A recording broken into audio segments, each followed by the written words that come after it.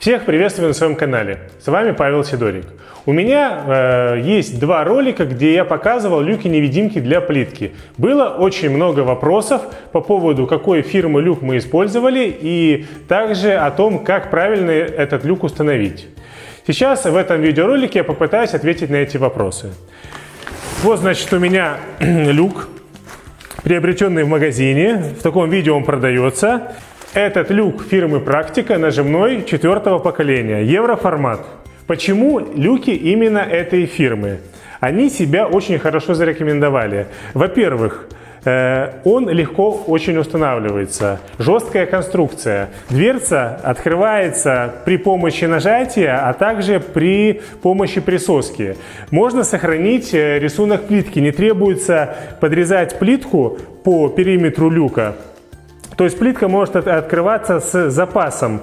Также у этого люка есть регулировка дверцы. Это немаловажный момент, потому что после того, как мы наклеим плитку, бывает, что надо что-то поправить. И с помощью этой системы можно легко эту дверцу поправить в какую нам нужно сторону. Как правильно выбрать люк? Во-первых, люк выбирается исходя из тех условий, которые у вас есть в санузле. Должен быть доступ ко всем коммуникациям. И второй фактор – это рисунок плитки. В нашем случае подошел люк размером 60 на 60. Какие условия надо соблюдать при установке люка? Во-первых, плитка должна выступать за габариты самой дверцы минимум на 5 мм. А со стороны петель она должна выступать минимум 5, но не более 50 мм. С других сторон плитка может выступать больше, чем на 50 мм, но условие такое, что 50% площади плитки должно быть приклеено на дверцу. Приступаем к установке люка. Процесс установки люка очень простой. В нашем случае мы будем встраивать люк в перегородку из гипсокартона. Я рекомендую использовать перегородочные профиля, так как рама люка в ширину 5 см. И на потолочный профиль монтировать не очень удобно. А на перегородочный люк очень хорошо становится и фиксируется саморезами. Мы из профиля сделали рамку под люк. Теперь нам достаточно просто установить сюда наш люк.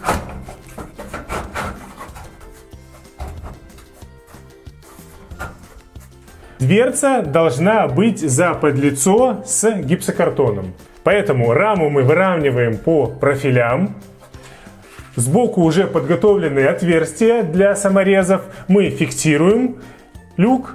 И все это зашиваем гипсокартоном, связывая профиль и раму люка.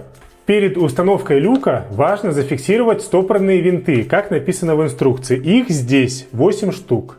Тогда люк становится на свое место, и его можно устанавливать. Еще одна отличительная черта этих люков – это наличие резинки. Люк к профилю мы зафиксировали. Следующий этап – это зашивка гипсокартоном.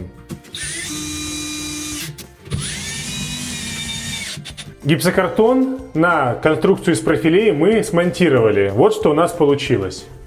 Люк стоит в одной плоскости с гипсокартоном. Также мы связали раму люка с конструкцией из профилей. Перед укладкой плитки рекомендую заблокировать замок. Есть специальная клипса в комплекте. Для этого закрываем замок и блокируем его.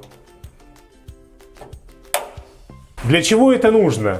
Когда мы будем укладывать плитку, мы будем нажимать на люк. И если вы заблокировали замок клипсой, то тогда при нажатии он не открывается. Вы его сможете открыть только с помощью присоски. Поэтому, когда мы будем укладывать, мы можем смело прижимать плитку к люку, и у нас не будет такой проблемы, что люк будет открываться вместе с плиткой. Для того, чтобы в таком положении открыть люк, достаточно поддеть его шпателем. Желательно с той стороны, где у вас находится замок. Следующий этап – это укладка плитки. Первое, что мы делаем, это подвешиваем на люк груз равный количеству плитки, которая будет приклеиваться на сам люк. В нашем случае это выглядит вот так. Приклеивая плитку на люк, обязательно контролируйте тот момент, чтобы клей не попал в шов.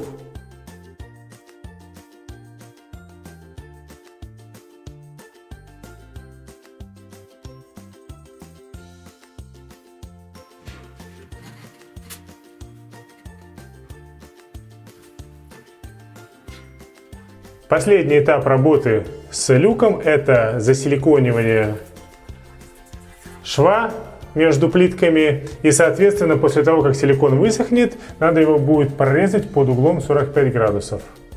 Когда мы будем нажимать люк, у нас часть силикона, прорезанная под 45 градусов, будет открываться вместе с люком.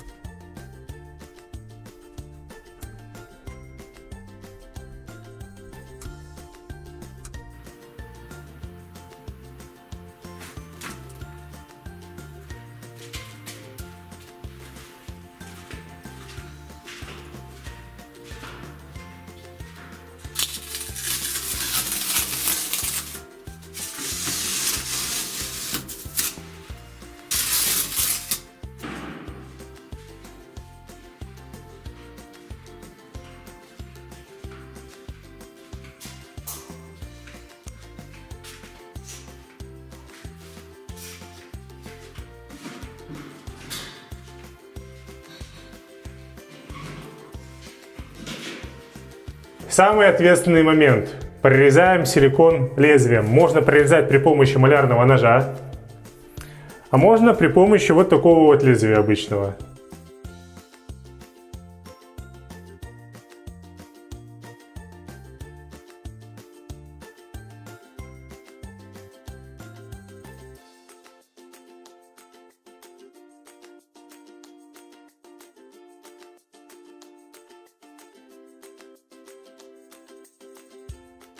Люк мы прорезали. Теперь надо вот эти вот остатки силикона, которые здесь остались, их надо обрезать, чтобы они не мешали открываться люку.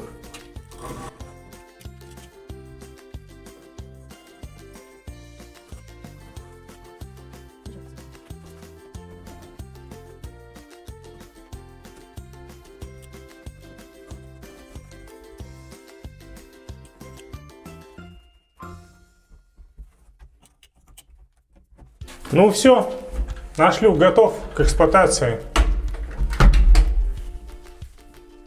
Практически не видно шва.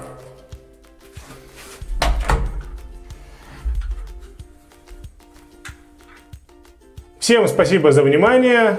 Если информация была полезна, не забываем ставить лайк, подписываемся на канал. До новых встреч!